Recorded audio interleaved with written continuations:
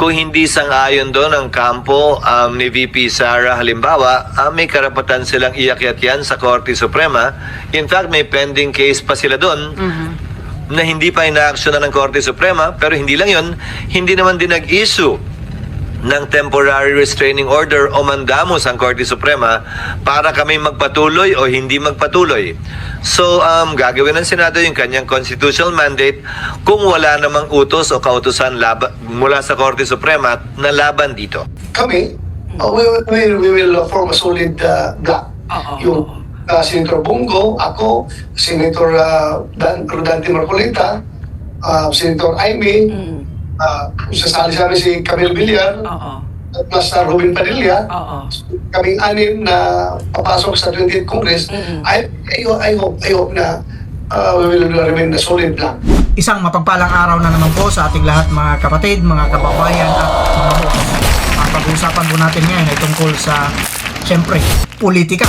Kasi ito na talaga, ito yung totoong pangyayari sa buhay natin na araw-araw na lang, pagbukas natin ng telebisyon, pagbukas natin ng mga cellphone natin, puro na lang mga politika. Kaya masanay na tayo. Pero siyempre, bago yan, bati muna tayo ng isang magandang umaga po, Luzon, Visayas at Mindanao. At siyempre pa sa mga kapatid natin, mga kababayan natin, mga boss natin na nasa iba't ibang panig ng mundo, sana po ay madatnan kayo ng video na ito na nasa mabuting kalagayan. Kamusta na po kayo dyan? At shout out po sa inyong lahat dyan, mga subscribers natin, mga viewers natin, mga bashers natin. Maraming salamat po sa suportan nyo. Mag-comment lang kayo dyan sa baba kung anong sasabihin ninyo, sasagutin po natin yan. Ngayon, dako tayo sa ating topic. Ito ngayon yung umalingaw-ngaw dito sa social media at saka siyempre sa mga mainstream media. Ito lang naman talaga inabangan nila. Ang pag-i-impeach kay VP Sara. Tuwa-tuwa sila pag na-impeach na eh. At gustong-gusto nila ma-impeach talaga si VP Sara. Ang nangyari ngayon, kamusta yung impeachment ni VP Sara? Yan ang mapapanood natin sa video na ito.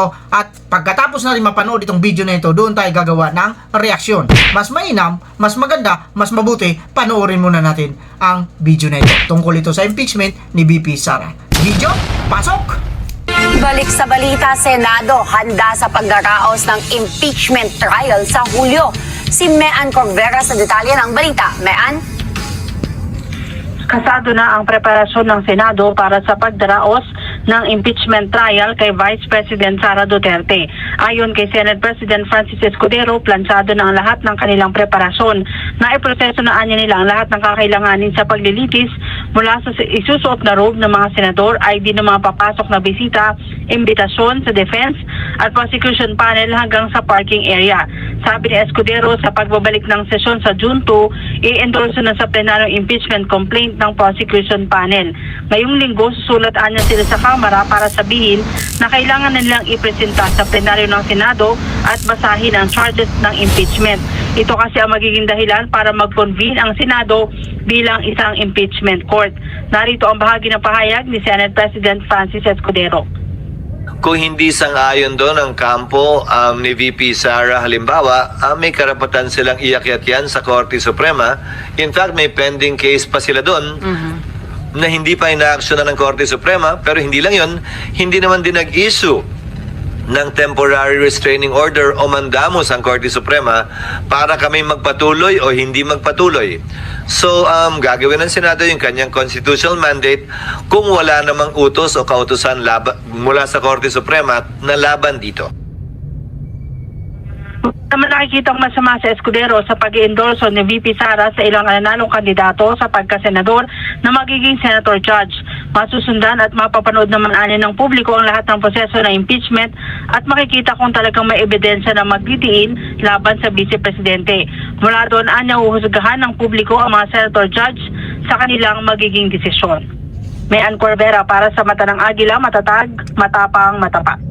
By now, we can already say na itong Senado, lumalabas na dalawang aksyon yung oposisyon. Dahil sabi nga ni VP Sara, ito yung parang strong, no, na opposition ang bubuin ng inyong, ito kamukha po ni isa na kayo dun sa mga nanalo. At meron ding faction, itong si Senator Risa naman, si Kiko Pangilinan at si Bam Aquino. At kayo naman din, tatayo ding oposisyon sa Senado. Tama po ba yun? Correct. Kayo po ba nakikita nyo magsasanib puwersa kayo with Risa, Kiko and Bam to form a stronger opposition? I don't know. Lahat naman mapapag-usapan. Tignan natin kung anong mag-develop pagka once nag-convene na yung 20th Congress. Tignan natin yung mag-align yung aming mga paningin, mga views namin at that time. Okay. Kasi mapag-usapan naman yan.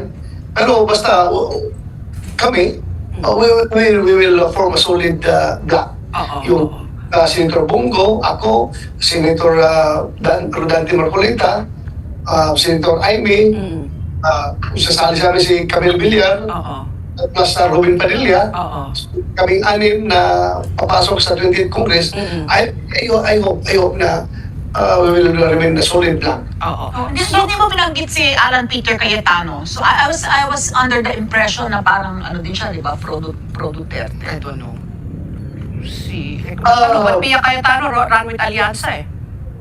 Yes, depende rin, mapag-usapan namin. At pwede rin kaming itong Duterte Block ay magkaintindihan din sa ibang existing, ibang incumbent senators at magpo-form kami ng we can call ourselves as majority block. O pwede rin. So, Senator Bato, ito nga, no, siguro kaya nagpahayag ng medyo dismaya po si Vice President Sara kasi nga, talagang it's just a matter of time na umpisa na rin po yung kanyang impeachment trial dyan po sa Senado. And she needs, 2/3, di ba, para po ma-impeach. So, pero, para ma-convict po siya. Pero 23 lang po ang umuupo ngayon eh. So, parang this is a issue pa yun. Tapos, 7 po ang kakailanganin po para hindi po siya, how will that work po? Kayo na po magkwento. Ano yung nakikita niyo pong mangyayari po pagdating po sa impeachment trial para ma-convict po si VP Sara? Ang uupo sa 28th Congress Pat is 24 na. 24 na?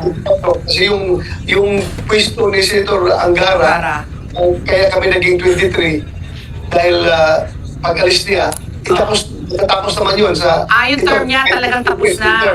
Okay. 24 na kami ulit. So, ang kailangan namin para safe si VP Sara na hindi siya ma-convict is we need 9. Kasi 24, 2/3 of 24 is 16. Okay. We need 16 to convict VP Sara. At we also need 9 to save VP Sara. So, kung may 9, ang maiwan is 15 na lang sa kanila. So, hindi na pa yung number na 16. So, we need 9 na Natututol na hindi siya i-convict. So, yung 6 na sabi nyo nga, yung Duterte Block, medyo safe na po yan. So, kailangan nyo pang lumigaw ng 3 mula sa kabila para po maging safe si VP Sara po. Liligaw talaga. Diba? Kasi that's what yung political exercise. Sabihin na lang natin na base na lang sa ebidensya na House prosecutors, the prosecutors, you will present. Tawa ho ba yun? Ganito bang mangyayari? we can, although we want to stay apolitical and as neutral as can be, since mandato natin yan to sit as impeachment judges, no? But then we cannot deny the fact that these 24 senators are political animals. Lalabas yung kanilang mga personal biases dyan pagdating sa ganung bagay. Let's face it, impeachment is a political process. Judicial. It's not a judicial process. It is a political process. So, lalabas yung kanilang mga individual biases. But then again, knowing the 24 congressmen, we call ourselves as 24 independent republics na hindi talaga yan pwedeng diktahan, hindi yan sila pwedeng ma-influensya pagdating sa decision making. So may sariling decision yan talaga. And who knows na yung sabihin nyo na loyal sa mga Duterte, pag makakita ng very compelling evidence na pwedeng mag-convict sa nasasakdal, ay pwedeng magbago ang kanyang boto.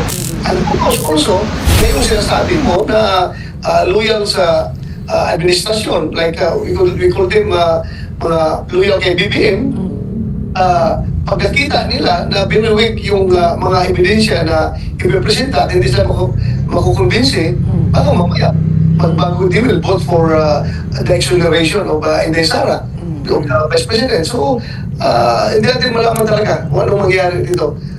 Muntik pa naman ako maniwala kay Senate President Jesus Cordero na uupo kayo with the cold neutrality of an impartial judge. So, Ganun parang... talaga. As much as we can, we have to be neutral and apolitical pagdating sa impeachment. Base sa napanood nating video, siyempre, nakita nyo naman na mukhang alanganin na nga talaga ito na ma-impeach pa si VP Sara. Pero gagawin pa rin nila ang gusto nila, gagawin pa rin nila ang nararapat para i-proceed itong impeachment trial sa Senado ni VP Inday Sara. Sige, gawin lang ninyo ang trabaho ninyo kasi trabaho naman nila yan. Pero para sa atin dito, napapansin natin kasi nga ilan ang pumasok sa Duterte ngayon. Magbilang na kayo. Marcoleta, Bato, Bongo, Camille Villar, Jaime Marcos. Diyan na lang tayo mag-concentrate. Mayroon na silang 5. Ngayon, ilan ang kailangan nila sapagkat 2/3 sa 24. Pero 23 na lang ang senador ngayon. 2/3. So siyam lang ang kailangan. Sa 5 na bagong pasok, ilan na lang kailangan nila para maging siyam? 4. Doon sa 4 na yon, doon nila kukunin yon sa mga luma, yung mga natirang senador. Sa loob ng 12, doon sila kukuha ng 4. Ngayon, doon sa 4, kasali na doon nandyan na sigurado si Robin Padilla. Hindi na natin pangalanan yung iba, baka mamaya bumaliktad pa. Pero para sa ganang atin dito, meron pa tayong si Pamakino. Pwede natin masahan yan. Tsaka sila Lacson, sila Soto, sabi nila, magbabase sila sa ebidensya. Kung may ebidensya naman, why not? Pero kung wala naman, why not din? So ito yung maganda labanan ngayon. Pero para sa atin, ngayon medyo maliwanag na ito, hindi kagaya noon, nung dati, nung wala pang eleksyon. Kasi nakikita natin, alam niyo kagaya ng sinasabi nila dyan, sa kaso ni BP Inday Sara, numbers game. Ibig sabihin, paramihan ng numero ito. Di ba? Kung mas marami kang numero, panalo ka. Kung mas kukunti, of course, olats ka. Kaya ngayon, itong bagong mga halal na mga senador natin, maaasahan natin ito na makakadagdag ito sa bilang doon sa mga anti-impeach Sara.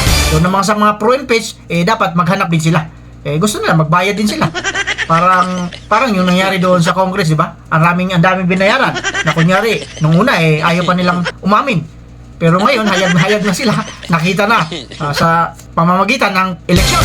Olats. Yung mga nakatanggap na olats. Pero yung iba na nakatanggap, panalo pa rin. Ola na pa rin.